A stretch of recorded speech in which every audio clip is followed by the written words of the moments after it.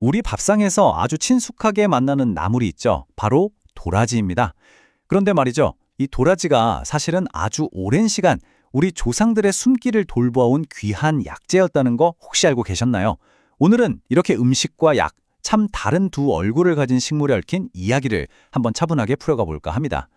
한약에서는 이 도라지 뿌리를 길경이라고 부르면서 아주 귀하게 여겼습니다. 이게 참 재미있는 부분이에요. 우리가 이 도라지를 어떻게 사용하느냐에 따라서 다루는 방식이 완전히 달라지거든요. 자, 우리가 반찬으로 먹을 땐 어떡하죠? 쌉쌀한 맛을 없애려고 보통 껍질을 벗겨내잖아요. 그런데 약으로 쓸 때는 정반대입니다. 껍질을 절대 버리면 안 돼요. 왜냐하면 약효를 내는 가장 중요한 성분, 바로 그 사포닌이라는 게 껍질에 가장 많이 들어있기 때문이죠. 그래서 전통적으로는 약으로 쓸 때 이 껍질을 고스란히 살려서 말렸던 겁니다. 같은 식물 하나를 두고도 그 목적에 따라 이렇게 달리 대했던 우리 선조들의 지혜가 참 깊이가 있죠. 자, 그렇다면 우리 주변 들판에서 흔히 볼 수 있던 이 풀이 어떻게 나라에서 공식적으로 인정하는 약재, 길경이라는 이름을 얻게 되었을까요? 그 과정을 저와 함께 한번 따라가 보시죠. 약재가 되기 전에 자연 속에서 자라는 길경의 모습은 이렇습니다. 여름이 되면요, 참 고운 보랏빛이나 흰빛으로 된 종 모양의 꽃을 피워냅니다. 꼭 작은 종 같죠. 이 예쁜 모양 때문에 넓은 종이라는 뜻을 가진 플라티코돈이라는 학명도 얻게 됐어요. 그리고 줄기를 한번 톡 잘라보면 인삼처럼 하얀 즙이 슥 배어 나오고요. 진짜 중요한 건 바로 땅 속에 있죠. 땅 속으로 곧게 뻗은 저 뿌리, 저기에 바로 약의 힘이 전부 담겨 있는 겁니다. 길경이 그냥 민간에서 이거 좋더라 하고 쓰이던 그런 풀뿌리 수준을 넘어서 이렇게 믿을 수 있는 약재로 인정받게 된 데에는 아주 중요한 이유가 있습니다. 바로 대한민국 약전이라는 곳에 정식으로 이름이 올라있기 때문인데요. 이 약전이라는 게 뭐냐면 쉽게 말해 나라에서 이 약초는 이러이러한 기준을 통과했으니 믿고 써도 좋다고 공식적으로 도장을 찍어준 목록 같은 겁니다. 그러니까 이건 단순한 음식이 아니라 효능을 국가가 보증하는 진짜 약초라는 뜻이죠. 좋은 길경은요, 그냥 저절로 만들어지는 게 아닙니다. 물이 잘 빠지는 좋은 흙에서 자라는데 뿌리가 약효를 제대로 품으려면 꼬박 3년이라는 시간을 기다려야 해요. 정말 긴 시간이죠. 그리고 나서도 식물의 모든 영양분이 뿌리로 가장 충실하게 모이는 늦가을, 그때가 되어서야 비로소 수확을 합니다. 이렇게 시간과 땅의 정성이 차곡차곡 쌓여야만 비로소 진짜 약재다운 길경이 되는 겁니다. 자, 그럼 이제 이 약초가 왜 길경이라는 이름을 갖게 됐는지 그 이름 뒤에 숨겨진 재미있는 이야기 속으로 한번 들어가 볼까요? 질경, 기경, 이 한자 이름 안에 그 특징이 아주 잘 나타나 있습니다. 뒤에 있는 경이라는 글자가 줄기라는 뜻도 있지만 곧고 굳세다는 의미도 가지고 있거든요. 그래서 한의학에서는 이 길경이라는 이름 자체가 아주 단단하고 곧게 뻗은 뿌리라는 뜻을 담고 있다고 해석합니다. 이름만 들어도 땅속으로 깊게 뿌리내린 그 굳건한 힘이 느껴지는 것 같지 않으세요? 이 이름의 유래에 대해서는 아주 재미있는 옛날 이야기도 하나 전해져 내려옵니다. 옛날에 아내가 아파서 애를 태우던 남편이 한 명 있었대요. 그런데 어느 날 우연히 성이 길씨인 사람의 밭두렁을 경이라고도 하거든요. 거기서 캔 뿌리를 다려서 아내에게 먹었더니 글쎄 병이 씻은 듯이 나았다는 겁니다. 그래서 사람들이 길씨네 밭두렁에서 난 신기한 뿌리다 해서 길경이라고 부르기 시작했고 이게 오늘날의 이름이 되었다는 그런 이야기입니다. 이웃 나라인 중국에도 참 비슷한 이야기가 있어요.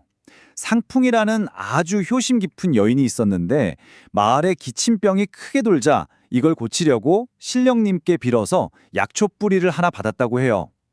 사람들은 이 여인의 공을 기려서 상씨가 받은 뿌리다라는 뜻으로 상접근이라고 불렀는데 이게 나중에 길경을 부르는 또 다른 이름이 되었다는 전설입니다. 자, 그렇다면 전통 한의학에서는 이 길경이 우리 몸속에 들어와서 대체 어떤 역할을 한다고 봤을까요? 여기에 아주 독특하면서도 지혜가 담긴 비유가 하나 있습니다. 한의학의 보물이죠. 동의보감을 딱 펼쳐보면 이 길경을 폐와 관련된 질환에 쓰는 아주 핵심적인 약재로 다룹니다. 그 성질이 어떠냐 하면 꽉 막혀서 답답한 폐의 기운을 시원하게 뻥 뚫어주고 또 끈적끈적하게 뭉쳐있는 가래를 잘 삭여서 몸 밖으로 내보내는 힘이 아주 뛰어나다고 적혀 있습니다. 그래서 예로부터 목이 붓고 아플 때, 또 기침이나 가래 때문에 힘들 때 이 길경을 정말 중요하게 사용해 왔던 거죠. 바로 이 지점에서 길경의 역할을 설명하는 아주 기가 막힌 비유가 등장합니다. 바로 배입니다. 배, 주자를 써서 선주라고도 불렀는데요.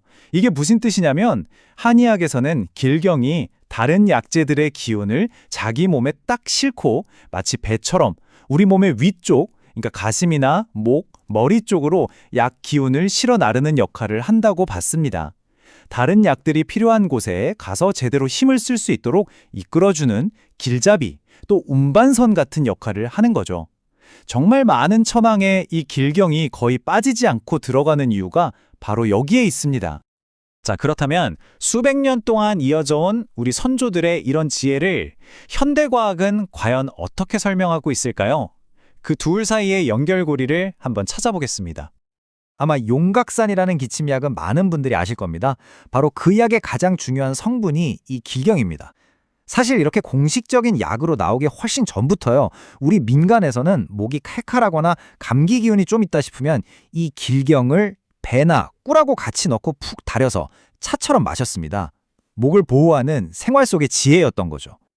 현대의 양리학 연구를 보니까요. 길경의 이런 효능이 사포닌이라는 성분 때문이라는 걸 밝혀냈습니다. 이걸 좀 쉽게 풀어서 말씀드리면 이 사포닌이라는 성분이 우리 기관지에 있는 점액, 그러니까 가래를 만드는 뮤신의 분비를 조절해 주는 거예요. 그래서 가래를 묽게 만들어서 잘 뱉어낼 수 있게 도와주고 또 염증도 가라앉히는 역할을 한다는 거죠. 결국 옛 어른들이 경험으로 알았던 그 지혜의 원리를 현대 과학이 하나씩 증명해주고 있는 셈입니다. 그렇다면 이 귀한 약초를 오늘날 우리는 어떻게 우리 생활 속에서 좀 더 지혜롭게 활용할 수 있을까요? 이 길경을 우리 생활 속으로 지혜롭게 가져오기 위해서 마지막으로 몇 가지만 기억해 두시면 좋겠습니다. 첫째, 제가 앞에서 말씀드렸죠? 약효의 핵심인 사포닌은 껍질에 가장 많습니다. 그러니까 이왕이면 껍질째 드시는 게 좋습니다. 하지만 주의할 점도 있습니다. 평소에 위가 좀 약하신 분이나 가래는 없는데 마른 기침만 계속하는 분들, 이런 분들께는 오히려 좀 부담이 될 수도 있다는 점은 꼭 기억하셔야 합니다. 우리 밥상에 친숙한 나물이면서 동시에 우리 몸에 숨길 지켜온 약초, 길경, 그 진짜 가치를 제대로 알고 무엇보다 자신의 몸 상태에 맞게 잘 활용하는 지혜가 가장 중요하겠습니다.